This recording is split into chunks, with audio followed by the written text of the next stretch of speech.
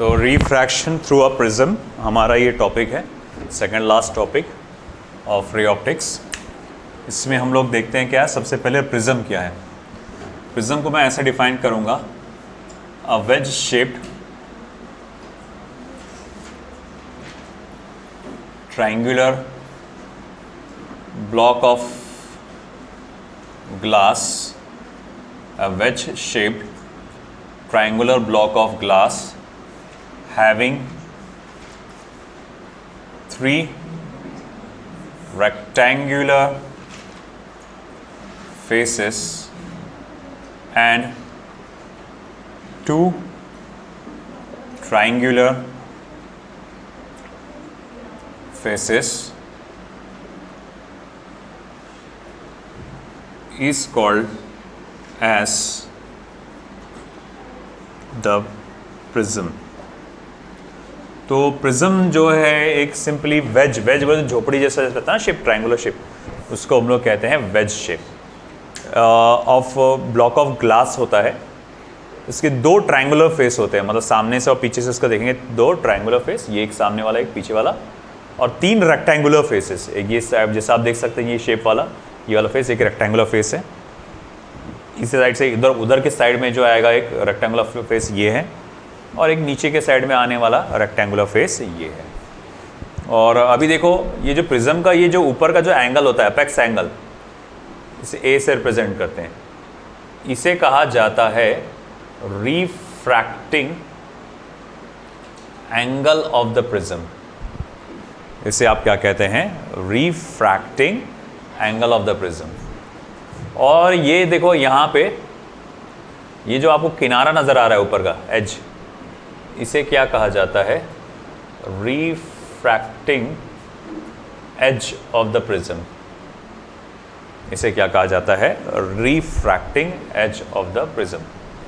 और ये जो नीचे का पार्ट आप जो देख रहे हैं, इसे क्या कहा जाता है? Base of the prism. इसे हम लोग क्या कहते हैं? Base of the prism.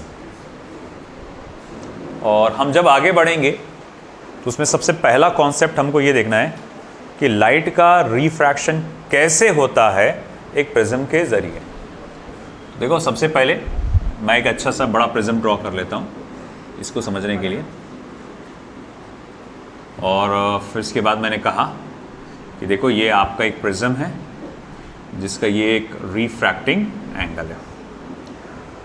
Ray of light हमारी कुछ इस तरह से जा रही थी।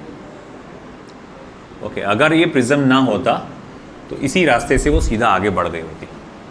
ओके, मगर ये प्रिज्म जो कि एक ग्लास मटेरियल से बना हुआ है ना, और ये देखो नॉर्मल ड्रॉ किया मैंने यहाँ पे, तो देख सकते हैं आप यहाँ पर वो लाइट क्या करेगा? बेंड करेगा। और हम देखते हैं कि लाइट ये बेंड होती है इस तरह से, सीधा यहाँ पर बेंड होती है।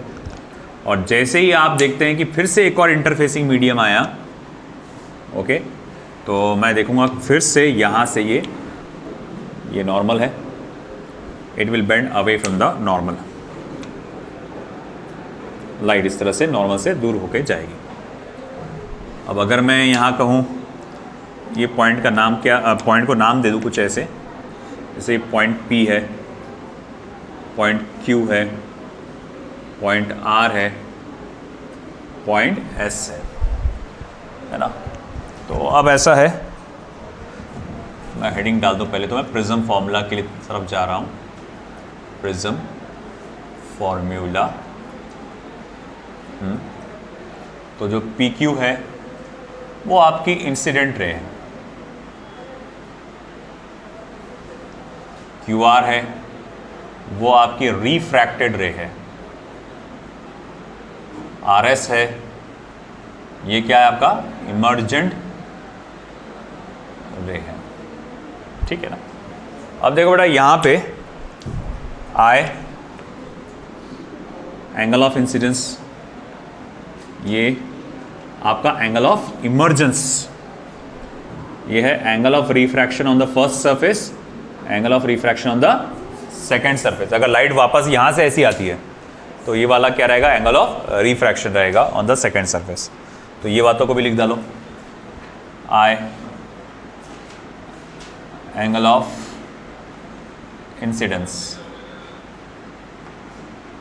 E angle of emergence, R1 angle of refraction on first surface, R2 angle of refraction on second surface, है ना, जब लाइट अपना पाथ रिवर्स करेगी। और डेल एंगल ऑफ डेविएशन। अच्छा ये कहाँ पर है? तो देखो आपकी इंसिडेंट रे कहाँ है उसको देखो, उसका डायरेक्शन रो देखो। इमर्जेंट रे कहाँ है उसका डायरेक्शन देखो। देखो इमर्जेंट रे को अगर मैं पीछे की तरफ ट्रेस करूँगा, इमर्जेंट रे को पीछे की तरफ ट्रेस करूँगा, तो ये जो आपको एंगल नज़र आ रहा है इसे हम लोग क्या कहते हैं? Angle of deviation. कि भाई लाइट तो जाने वाली थी सीधा ऐसी, प्रिज्म आने की वजह से उसने अपना रास्ता बदल के ऐसी गई। लाइट का इरादा क्या था? सीधा ऐसा जाने का, मगर प्रिज्म की वजह से उसने अपना रास्ता बदला और अब ऐसा गया। तो उसका जो एंगल, रास्ता जो बदला कितने एंगल से, उसको हम लोग क्या कहेंगे? एंगल ऑफ डेविएशन, है ना। और अब अच्छा ठीक है, चलो मान लिया। इसमें हमको स्टडी क्या करना पड़ता है? मैं डायरेक्ट जा रहा हूँ, प्रूफ पे नहीं जा रहा हूँ। इसमें हमको जो मेन एस्पेक्ट जो सबसे पहले जो स्टडी करना है वो है रिलेशन बिटवीन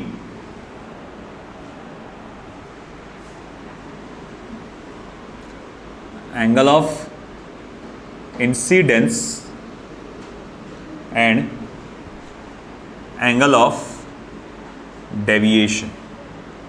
तो एंगल ऑफ इंसिडेंस और एंगल ऑफ डेविएशन के बीच में हमारा क्या रिलेशन है? तो उसका फॉर्मूला है I plus E is equals to A plus del. I plus E is equals to A plus del. ये रिलेशन है एंगल ऑफ इंसिडेंस और एंगल ऑफ डेविएशन के बीच में। मैं डेरिवेशन पे नहीं गया, मैं डायरेक्ट आ गया इस चीज़ पे, फॉर्मूले पे।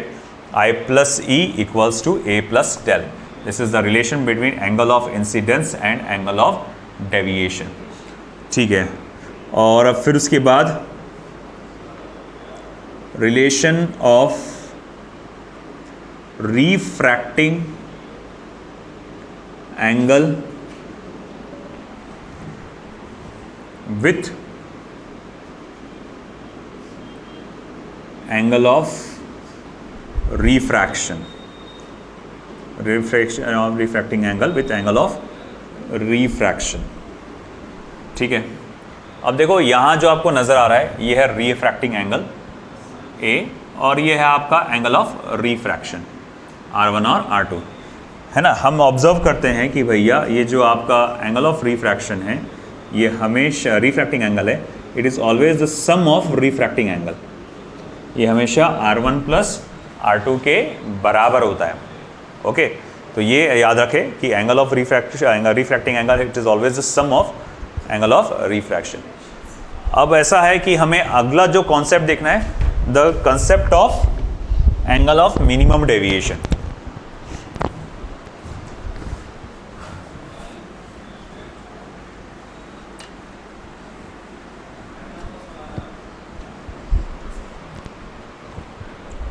अब इसी प्रिज्म फॉर्मूला के अंडर में देखूंगा मैं the concept of angle of minimum deviation. अब ये क्या आइटम है? Angle of minimum deviation. अरे कुछ नहीं, बहुत आसान है। क्या होता है, तुम एंगल ऑफ इंसिडेंस बढ़ाते हो, है ना। देखो ये लाइट कुछ ऐसी है, आपकी इंसिडेंट रे ऐसी गई हुई है और आपकी रिफ्लेक्टेड रे एमर्जेंट रे ऐसी आई हुई है ना। तो तुम क्या करते हो, जैसे जैसे तुम एंगल ऑफ इंसिडेंस बढ़ाते हो तो आपका एंगल ऑफ डेविएशन भी क्या होता है? बढ़ता बढ़ता बढ़ता बढ़ता बढ़ता जाता है। बात सॉरी वन सेकेंड, जब आप एंगल ऑफ इंसिडेंस बढ़ाते हो तो एंगल ऑफ डेविएशन कम कम कम कम होते जाता है। मैं क्या कर रहा हूँ, एंगल ऑफ इंसिडेंस को बढ़ाते जा रहा हूँ और एंगल ऑफ डेविएशन क्या हो रहा है? कम हो रहा है। आप इसे नीचे करेंगे, अब वो क्या होगा, ऊपर होगा। आप उसको नीचे करते जा रहे, ये वाला ऊपर ऊपर ऊपर होते आ रहा है ना। मगर ये सिर्फ एक लेवल तक ऊपर होता है, बस सिर्फ एक लेवल तक के ये ऊपर होगा, है ना। आप एंगल ऑफ इंसिडेंस को और नीचे बढ़ाओगे अगर, तो ये और ऊपर जाने के बजाय, ये इमर्जेंट रे और ऊपर जाने के बजाय क्या होगा, आपका नीचे आना स्टार्ट हो जाएगा। अब वो रिवर्स गियर मारेगा। अब क्या करेगा, वो रिवर्स में वापस आएगा। बात समझ रहे क्या?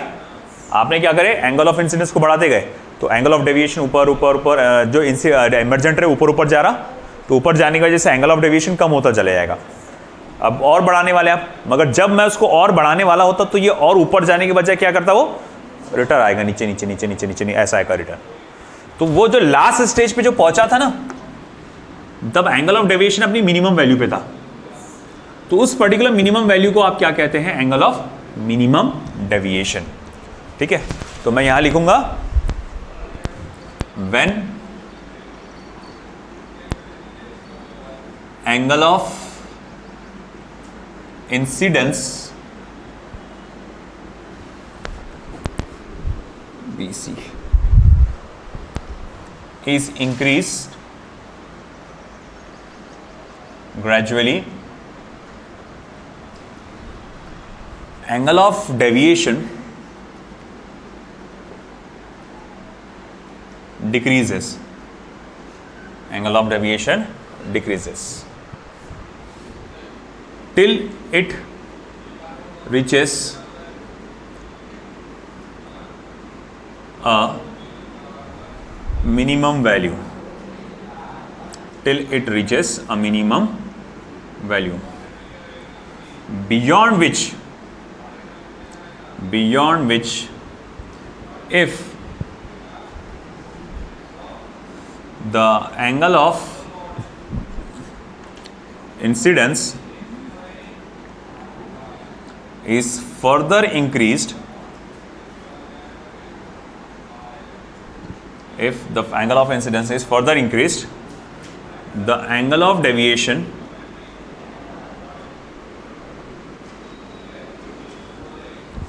reverses and starts increasing.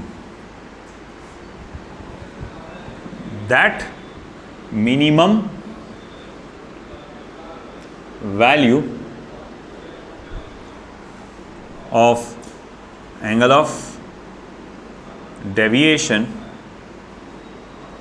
is called as angle of minimum deviation. Angle of deviation, minimum deviation, angle of minimum deviation. और at delta equals to del m, del m बोलते हैं इसको, है ना, मिनिमम डेविएशन को। At delta equals to del m हमको कुछ खास चीज़ें नज़र आती हैं। क्या चीज़ें नज़र आती है कि एंगल ऑफ इंसिडेंस और एंगल ऑफ इमर्जेंस ये दोनों सेम हो जाते हैं। Angle of incidence and angle of emergence दोनों क्या हो जाते हैं, सेम हो जाते हैं। साथ ही साथ R1 और R2 भी दोनों सेम हो जाते हैं, जिसको सिर्फ R से इंडिकेट किया जाता है। R1 और R2 भी क्या हो जाता है, सेम हो जाते हैं। और आपका जो इमर्जेंट रे, जो रिफ्रैक्टेड रे है QR, देखो QR जो है वो पैरेलल हो जाता है बेस ऑफ द प्रिज्म को। ये जो QR है ना, ये BC base of the prism को क्या हो जाता है, पैरेलल, एकदम ऐसा फ्लैट पैरेलल हो जाता है। तो देखो अब क्या होगा, देखो फ्रॉम 1 मैं इक्वेशन नंबर 1 से क्या लिख सकता हूं, I plus I is equals to A plus आपका del M. I plus I, E की जगह आई डाल दिया, डेल की जगह डेल एम डाल दिया, तो मैं यहां लिख सकता हूं therefore twice I is equals to A plus del M, that is I equals to A plus del M upon 2, है ना। एंगल ऑफ इंसिडेंस का ये फॉर्मूला आ जाएगा। और angle of refraction A equals to R plus R, that is R equals to A by 2, क्योंकि A equals to twice R हो जाएगा, है ना, तो R equals to A by 2। Therefore अब स्नेल्स लॉ लगाओ, जैसे कि आप जानते हैं वो क्या होता है, sine I upon sine R. Therefore mu is equals to, मैं क्या लिख सकता हूँ, sine of A plus del M upon 2 upon sine of A by 2। इस पर्टिकुलर फॉर्मूले को कहा जाता है प्रिज्म फॉर्मूला। ये हम लोग प्रिज्म का रिफ्रैक्टिव इंडेक्स कैलकुलेट करने के लिए इस्तेमाल करते हैं। तो ये जो बॉक्स में लिखे हुए जितने भी कॉन्सेप्ट है ये बहुत ज़्यादा इंपॉर्टेंट है, आपको बहुत अच्छे से ध्यान में रखना है ना, इससे रिलेटेड क्वेश्चन आ सकते हैं आपको, ठीक है, लिख लीजिए।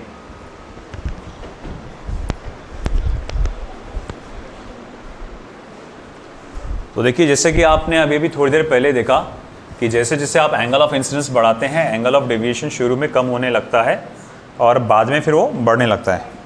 तो इसी कंसेप्ट को ग्राफिकली अपन बता सकते हैं, जैसे कि फॉर एग्जांपल वाई एक्सिस पे एंगल ऑफ डेविएशन लेंगे, एक्स एक्सिस पे एंगल ऑफ इंसिडेंस लेंगे। तो ये जो ग्राफ आएगा कुछ इस तरह से आएगा, है ना। उसमें हम लोग क्या देखते हैं कि जैसे जैसे आप एंगल ऑफ इंसिडेंस बढ़ा रहे हो एंगल ऑफ डेविएशन कम कम कम कम होते जा रहा है, और फिर जब आप यहाँ पहुँचे, जब आपका angle of incidence angle of emergence के बराबर था, तो एंगल ऑफ डेविएशन अब से सबसे मिनिमम वैल्यू पे पहुँचता है ना, एंगल ऑफ मिनिमम डेविएशन। फिर उसके बाद जब आप एंगल ऑफ इंसिडेंस बढ़ाते हो तो एंगल ऑफ डेविएशन वापस से बढ़ना शुरू कर देता है। तो ये ग्राफ इंपॉर्टेंट है, ये पूछ सकता है ग्राफ है, तो ध्यान रखना इस बात का। अब हम लोग इसके प्रिज्म के आखिरी पॉइंट पे आते हैं, deviation due to a thin prism.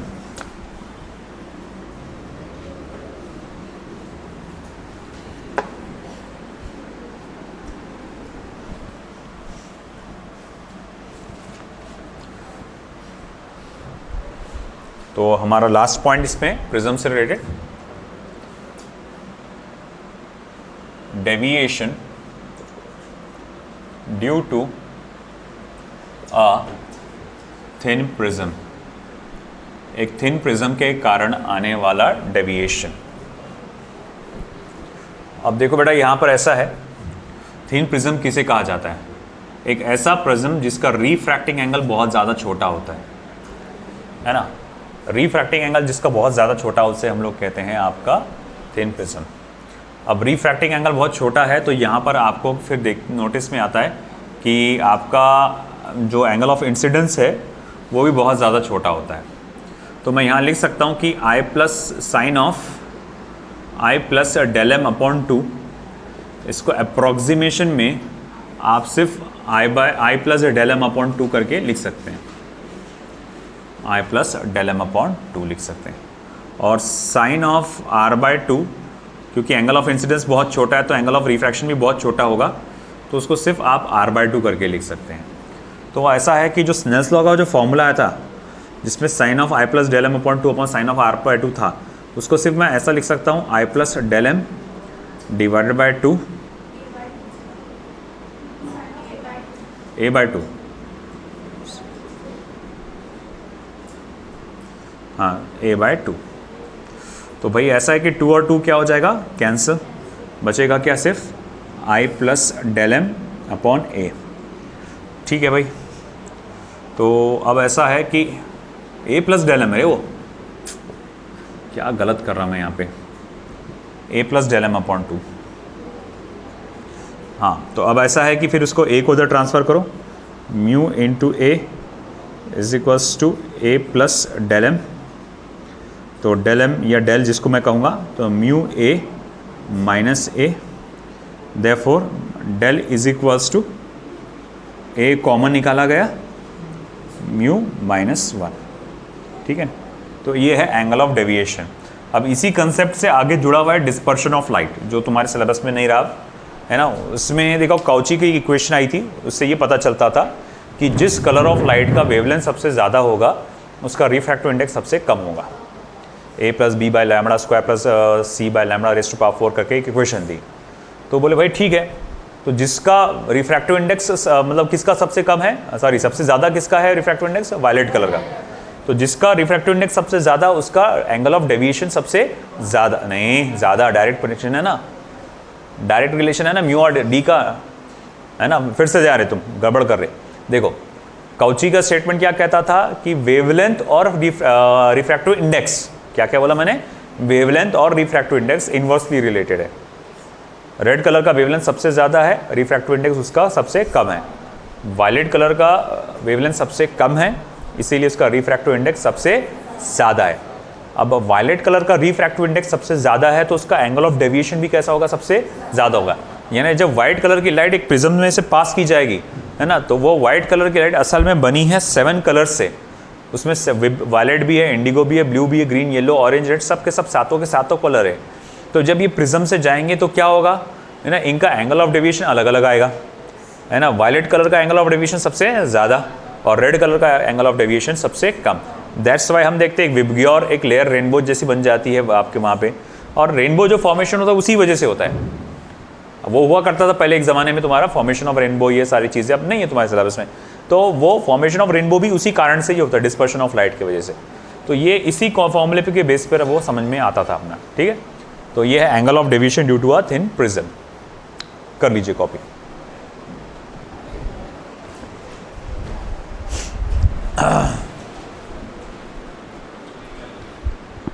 तो देखिए, the refractive index of transparent liquid filled in a liquid of prism is √2। तो मुझे यहाँ पर प्रिज्म जिस मटेरियल से बना हुआ है उसका रिफ्रैक्टिव इंडेक्स दिया गया है, that is how much, √2। The angle of minimum deviation of the liquid will be, angle of minimum deviation क्या होगा मुझसे पूछा गया है। एक्चुअली मुझे उसने रिफ्रैक्टिंग एंगल भी दे दिया है। बोले कैसे दिया आपको रिफ्रैक्टिंग एंगल, उसने मुझे एक नाम दिया है, इक्विलैटरल हॉलो प्रिज्म, मतलब उसके सारे एंगल्स 60 डिग्री के होंगे, एक इक्विलैटरल ट्रायंगल बन रहा होगा। अच्छा ठीक है, म्यू दिया, डेलम पूछा, ए दिया, तो सिंपल सी बात है, यहाँ मुझे प्रिज्म फॉर्मूले का इस्तेमाल करना है। Sine of A plus del m upon 2 upon sine of A by 2। Okay, mu कितना है आपका दिया हुआ, √2 sine of 60 degree plus del m divided by 2, ये हो जाएगा साइन ऑफ 30 डिग्री। अच्छा, साइन ऑफ 30 डिग्री बोले तो कितना होता है, 1/2, ये 1/2 इधर जाएगा। बोले ये कैसे हुआ, अरे ए की वैल्यू 60 डिग्री है ना, डिवाइडेड बाय 2 30 हो जाएगा, साइन 30 इधर जाएगा। फिर देयरफॉर मैं लिख सकता हूँ √2 मल्टीप्लाई बाय साइन 30, जिसको 1/2 लिखूँगा, sine of 60 plus del m divided by 2। अब देखो ये हो जाएगा 1/√2 sine of 60 degree plus del m divided by 2। अब इसका साइन इनवर्स ले लो, तो sine inverse of 1/√2 60 plus del m upon 2, ये कितना हो जाएगा 45 डिग्री, है ना। 60 प्लस डेलम अपॉन 2 जाके इससे मल्टीप्लाई होगा 90 डिग्री हो जाएगा, 60 प्लस डेलम, तो डेलम इज इक्वल्स टू क्या हो जाएगा 90 minus 60, that is how much 30 degree. तो दिस इज़ माय आंसर, है ना, दैट इज़ 30 डिग्री। ओके, ये जो क्वेश्चन पूछा गया था हाल ही में JEE में 2023 15 अप्रैल वाले शिफ्ट 1 वाले पेपर में था, ये सेक्शन B में था ये। Okay, this one is very important. Refracting angle of a prism A is a refractive index of the material of the prism is cot A/2। एक ज़बरदस्त क्वेश्चन तुम्हारे सामने आया है। चलिए इसकी शुरुआत मैं यहाँ से करता हूँ। तो आपको refractive index cot of A/2 दिया हुआ है, ओके मान लिया। अब ऐसा है कि मैं लिखूँगा mu is equals to sine of A plus del m upon 2 upon sine of A/2। Okay, mu को अगर मैं लिखा कॉट ऑफ A/2, म्यू की जगह लिख देता हूँ बल्कि यहीं पे कॉट ऑफ A/2, मैं इसे लिख सकता हूँ cos of A/2 upon sine of A/2 is equals to sine of A plus del m upon 2, इसमें फ़र्क हो जाता है ना, और साइन ऑफ A/2। तो अब साइन ऑफ A/2 और साइन ऑफ A/2 क्या हो जाएगा, कैंसिल। बचेगा यहाँ पर cos of a by two that equals to sine of a plus del M upon two. Okay ठीक है। अभी देखो अगर ये यहाँ पर साइन होता तो मैं साइन इनवर्स लेके पूरा साइन हटा दिया होता, मगर है नहीं तो बना दो। बोले कैसे बनाएंगे? 90 प्लस थीटा करोगे, मगर जब चीज़ों को इधर उधर करोगे तो सब माइनस में आ जाएगा। तो आप साइन 90 माइनस थीटा को भी कॉस थीटा बोल सकते हैं, है ना? तो साइन 90 माइनस थीटा लो। तो भाई मैं एक काम करता हूँ, साइन ऑफ 90 माइनस थीटा नहीं रे, a बाय टू ओके, और sine of a plus del M upon two. तो 90 minus a by to.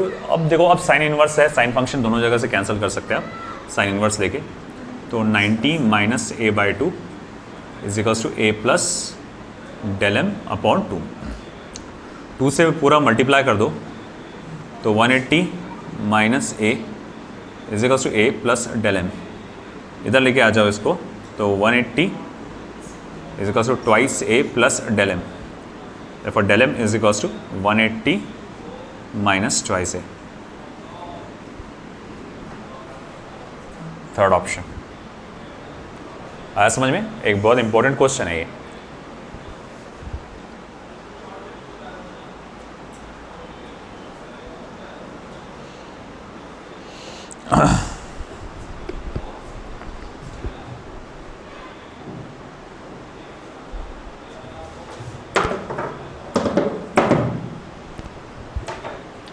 A ray is incident at an angle of incidence I on one surface of a glass prism and emerges normally from the opposite surface.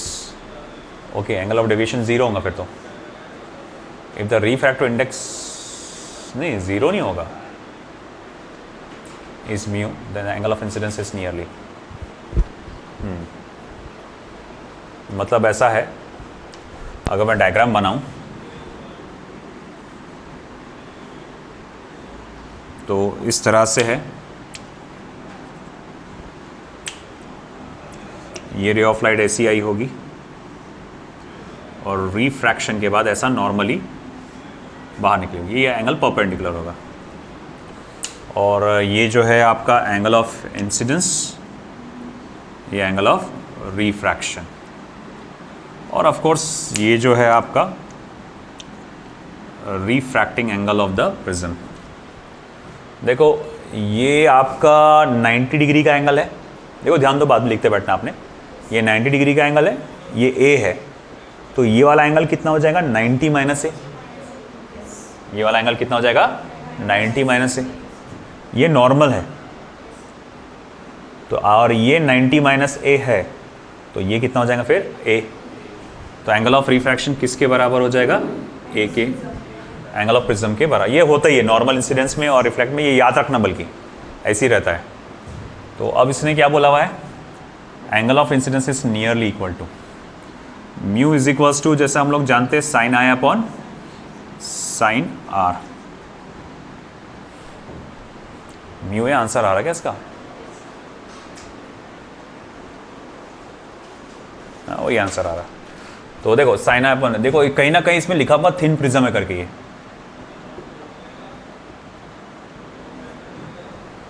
a ray is incident at an angle of incidence on surface of one glass prism with angle of prism A and images normally from the prism। नहीं यार दिया हुआ तो नहीं है, मगर consider कर सकते हैं एज अ थिन प्रिज्म इसको, क्योंकि साइन फंक्शन वैसा हटेगा नहीं बिना उसके। तो अगर मैं इसको थिन प्रिज्म में इमेजिन करके चलूँ, इफ प्रिज्म इज थिन, तो अगर प्रिज्म इज थिन तो साइन आई को अप्रोक्सीमेशन में आई और साइन आर को अप्रोक्सीमेशन में आर लिख सकते हो। तो in that sense mu is equals to क्या हो जाएगा? आई अपॉन आर, और I is equals to mu times of R. ठीक है, देखो I is equals to mu times of A, यानी ए म्यू। सेकंड ऑप्शन आता हूँ।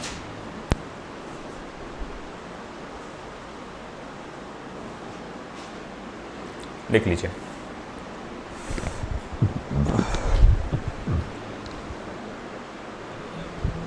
A ray of light is incident through a glass prism of angle 60 degree, undergoes minimum deviation of 30 degree. C speed of light in air. देखते हैं, ठीक है। Refracting angle of the prism, angle of minimum deviation 30 degree. C speed of light in air. तो speed of light in glass prism पूछा गया, आसान है। Sine of A plus del M upon 2 sine of A by 2। Mu की जगह लिखेंगे आप सी bye we G, है ना। Velocity of light in glass यानी velocity of light in prism. A plus del m यानी कि 60 प्लस 30 90 डिवाइड बाय 2 क्या हो जाएगा 45, और ये क्या था sine 30 1 by root 2 by 2 by root 2 यानी कि सिंपली रूट 2। तो V G is equals to C by root 2, second option. अब देखो ये दिया हुआ है, find the value of angle of emergence from the prism refractive index of glasses √3। देखो ये लाइट ऐसी जाएगी सीधा, यहाँ से तो सीधा ऐसा ट्रैवल करेगी, सीधा जा रहे, हाँ ये ऐसा जाएगी, और फिर ये तो नॉर्मल आया तुम्हारे सामने फिर, और यहाँ से फिर रिफ्रैक्ट हो जाएगी, क्योंकि ये वापस एयर मीडियम में बाहर आ रही है, तो उसको इसी एंगल ऑफ रिफ्रैक्शन को आप नाम देंगे एंगल ऑफ इमर्जेंस, या आपका एंगल ऑफ इंसिडेंस, ठीक है। और ये एंगल आई थिंक 45 डिग्री का होगा, प्रॉपर दिया नहीं है, इसमें मेंशन होना चाहिए था ये चीज़। राइट एंगल है और वो इक्वल होना चाहिए पूरे 45 नहीं ना, कर दिया गड़बड़, मैंने करा गड़बड़।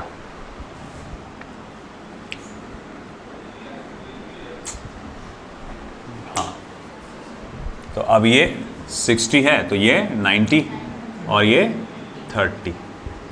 अब देखो फिर से मैं बता देता हूँ कि आई की वैल्यू क्या रहेगी 30, देख लो गिन के, ये 90, ये 30, तो ये क्या रहेगा 60, ये और ये मिलाकर 90 है, तो फिर ये आई की वैल्यू क्या हो जाएगी 31 second.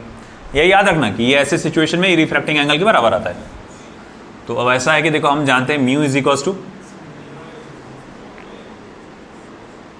Sign of I upon sine of R.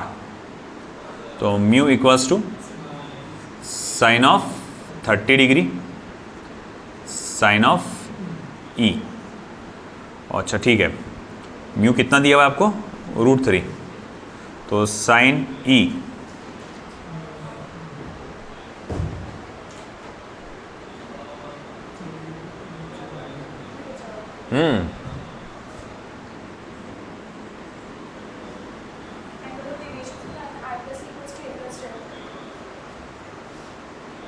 तो भी 1/2 √3।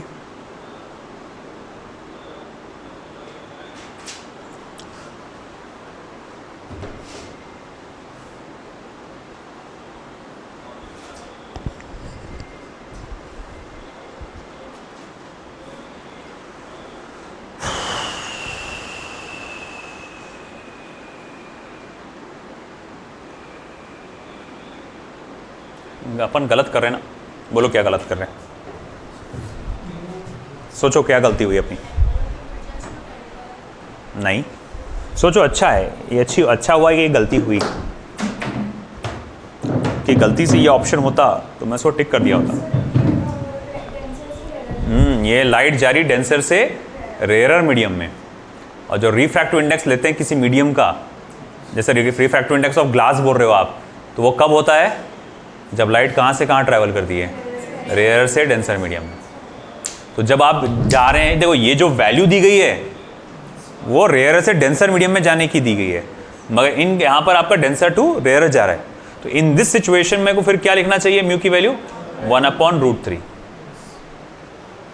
है ना।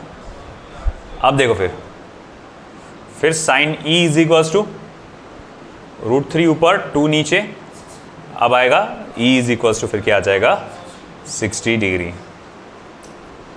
है बारीक सी बात एकदम। अब उधर देखो, पहले तो डायग्राम बनाओ उसको। हाँ नहीं, पहले आप डायग्राम बना लो। डेविएशन कहाँ पूछा हुआ है? अगर आपको डेविएशन निकालना है del equals to A upon mu del equals to A into, नहीं वो तो थिन प्रिज्म के लिए लगता है। I plus E is equals to A plus del, तो एंगल ऑफ, नहीं ये नहीं हो पाएगा एंगल ऑफ डेविएशन। डेविएशन निकालना है तो इसमें हाँ del equals to I minus R वाला कॉन्सेप्ट लगाना पड़ेगा आपको, आर माइनस आई, क्योंकि सिंगल रिफ्रैक्शन हुआ ना। ये जो सिंगल रिफ्रैक्शन का रूल है एंगल ऑफ डेविएशन निकालने का, डेंसर से रेयर मीडियम में जाए तो आर माइनस आई, और रेयर से डेंसर में गए तो आई माइनस आर, वैसा। A prism having refractive index of 1.414 and refracting angle 30 degree. तो देखो भैया एक प्रिज्म है, इसका रिफ्रैक्टिंग एंगल 30 डिग्री दिया है, इसका refractive index 1 has a refracting surface silvered. एक पर्टिकुलर सरफेस को मैंने सिल्वर्ड कर दिया, मान लो ये वाला, मतलब मिरर बना दिया इसको। A beam of light is incident on other refracting surface will retrace its path, मतलब जहां से आए थे भैया वहीं से जाएंगे तुम। ये कब पॉसिबल है? जहां से आए थे उसी रास्ते तुम वापस लौटोगे। ये कब पॉसिबल है? जब रे ऑफ लाइट उस पर नॉर्मली इंसिडेंट की जा रही है।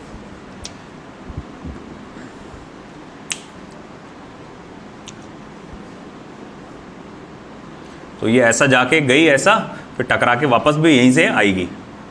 तो ये एंगल ऑफ इंसिडेंस, ये एंगल ऑफ रिफ्रैक्शन। तो उसने पूछा है कि what is should be the value of angle of incidence. Once again R की वैल्यू बोलो क्या रहेगी, डायरेक्ट देख कर बोलो क्या रहेगी, 30 डिग्री है ना। हमेशा आर यहाँ पे अपेक्स एंगल बोले रिफ्रैक्टिंग एंगल के बराबर रहता।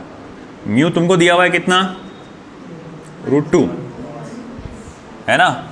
अब भाई देखो म्यू इज इक्वल टू क्या आएगा, sine I upon sine R. Basic formula लगाओ sine I upon sine R वाला, है ना। म्यू कितना है आपका, √2। अरे हाथ में खुजली हो रही है भाई।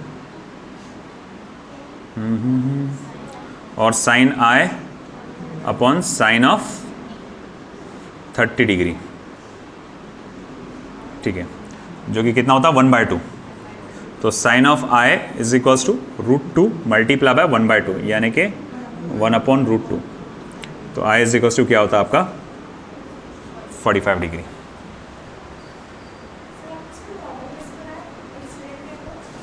क्योंकि वो वापस आ रही ना उसी रास्ते से।